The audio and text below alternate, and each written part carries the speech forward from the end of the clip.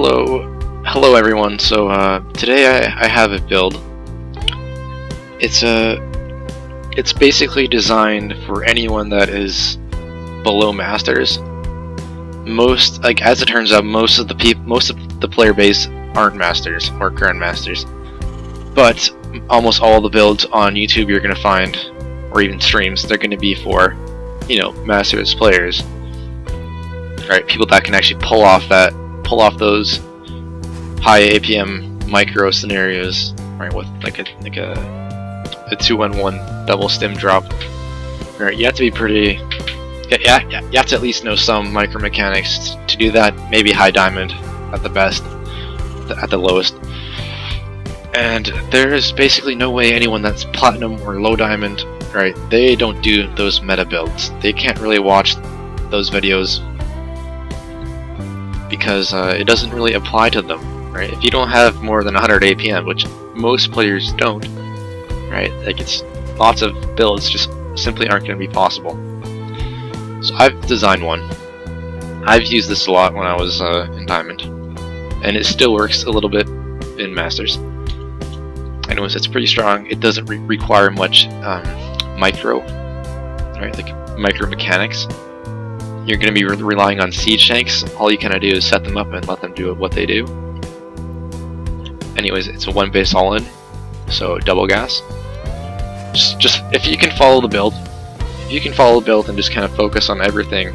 If you can build everything I build, have the same number of units when I have it, right? Like if you have your macro down, right? There's not much else I could do better than you can. That would make this build more successful. Okay, so the first thing you're going to want to do right off the bat is make a reactor on your barracks. You're going to be making Marines, and you're going to need at least 12 of them when you make your big push. So a reactor is very, very vital, and a factory. Okay, so with this factory, you might have noticed that I have it in an odd position, right? I have it kind of to the off. In the corner of my base. Now the reason behind this is he's got a probe, and he's been scouting my main. He's Diamond 1, by the way, so he should have basic game, mechanics. You should be able to know what's up. Alright, this is like a pretty obvious one base. So with this vision, alright, he's scouting my whole base, but he did not see my factory that I put in the corner. If I would have put it right here, he would have seen it just now. Right now, and I lower my depot, so he leaves. I don't want him to see this. He thinks he got away for free. He got a free escape. Didn't get trapped. But in reality, I wanted him out of there. Now, through his head right now, he could be thinking, maybe there's like maybe I built the factory right here, and I'm gonna lift it up and make some mines in his base. Maybe he's thinking proxy cyclone somewhere, proxy banshee. He doesn't know what to think, but he knows it's a one base all in. And that could, like, my build didn't even change.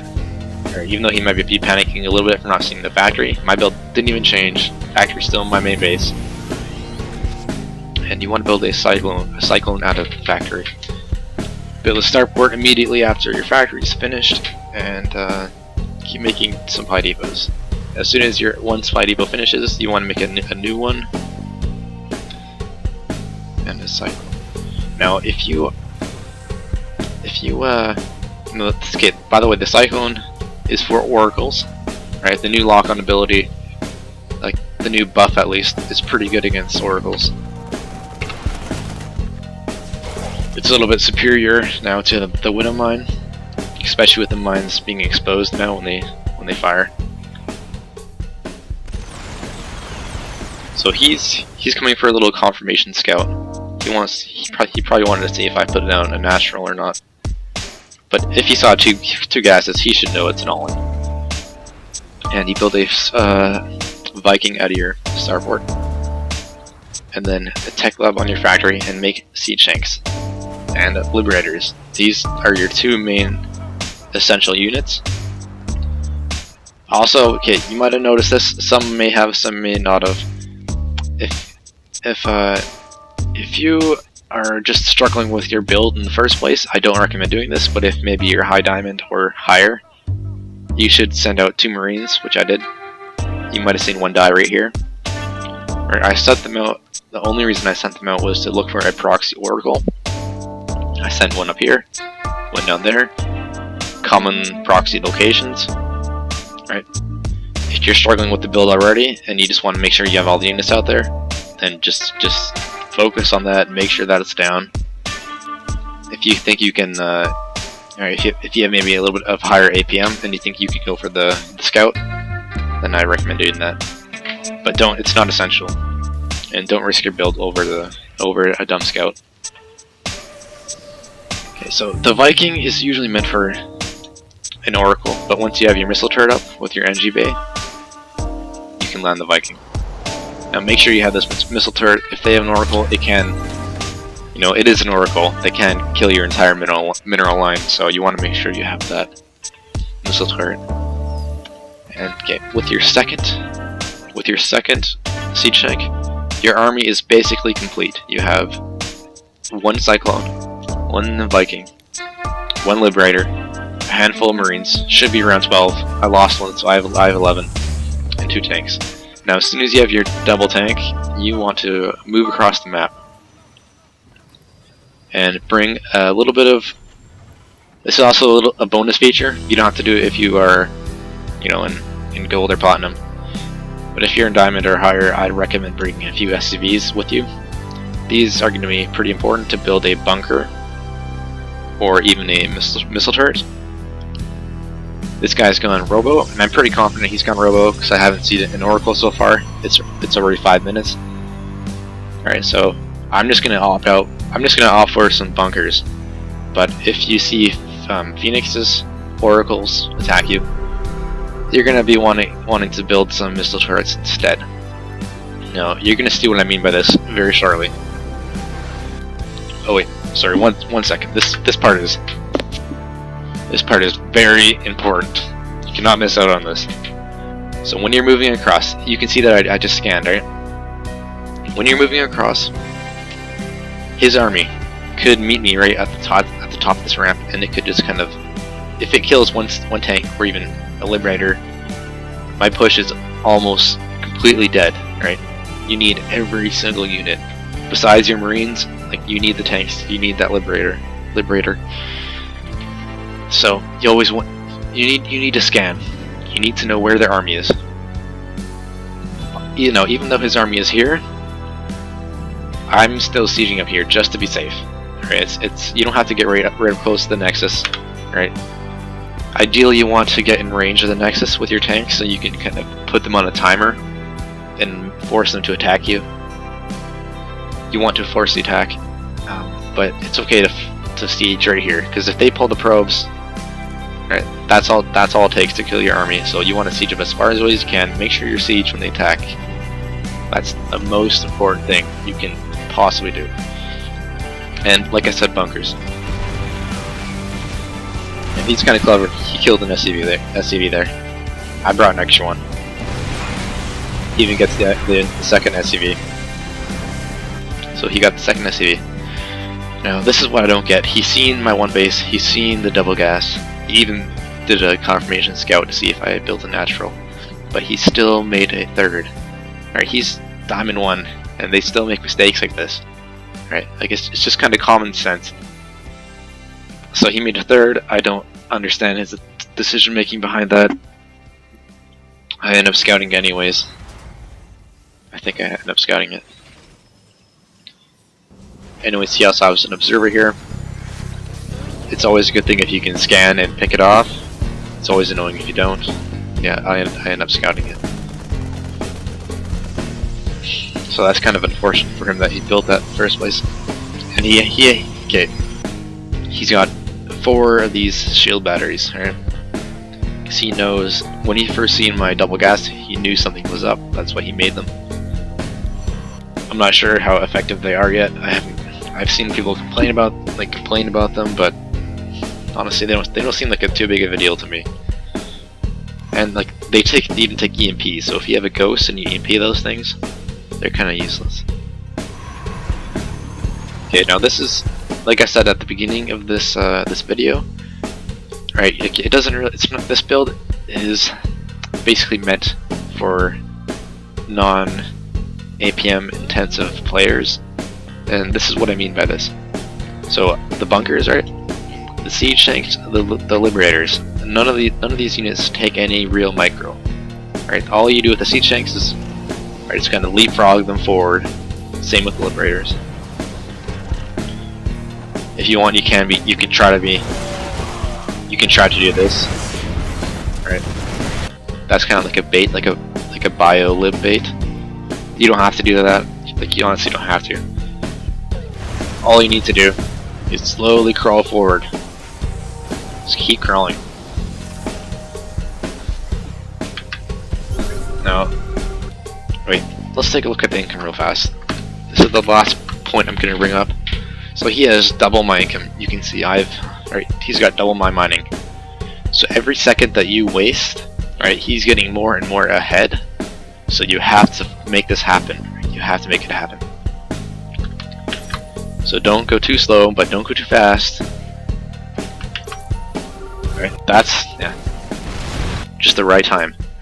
And as soon as you're in range of the Nexus, which I almost am, then that means you did the best you can once you're in range of the Nexus. Also, make a missile turret just in case they go DTs. Like they usually don't go DTs, but just in case.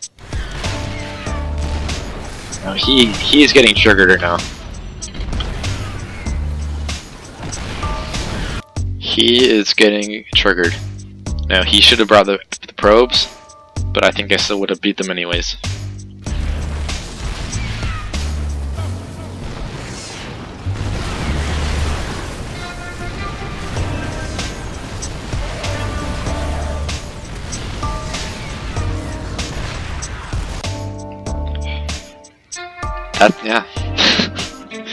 That was an A move. All I did was A move.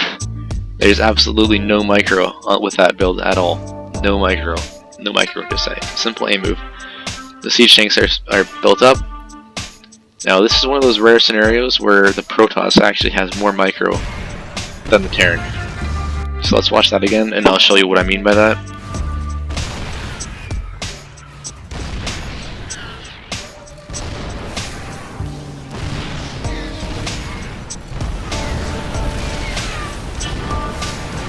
Okay, so he had to wait for his immortal. He had to use a guardian shield on a sentry, and I think he might even be like an actual Protoss usually has to target your liberators to make this defense work. So they're actually doing more micro than you are, and as a Terran. So that's always a good thing. No.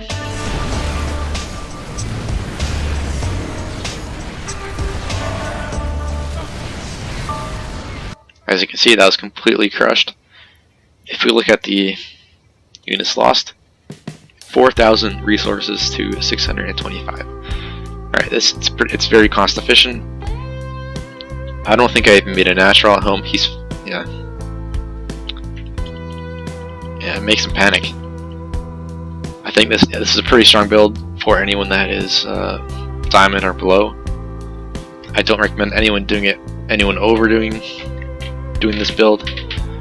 I've also been, like, on a side note, I've also been looking at my YouTube channel, this as a whole lately, and just a huge thank you to anyone that commented or liked. I got way more positive feedback than I could ever hope for. Super cool to see that. Yeah, thank you a lot. Also,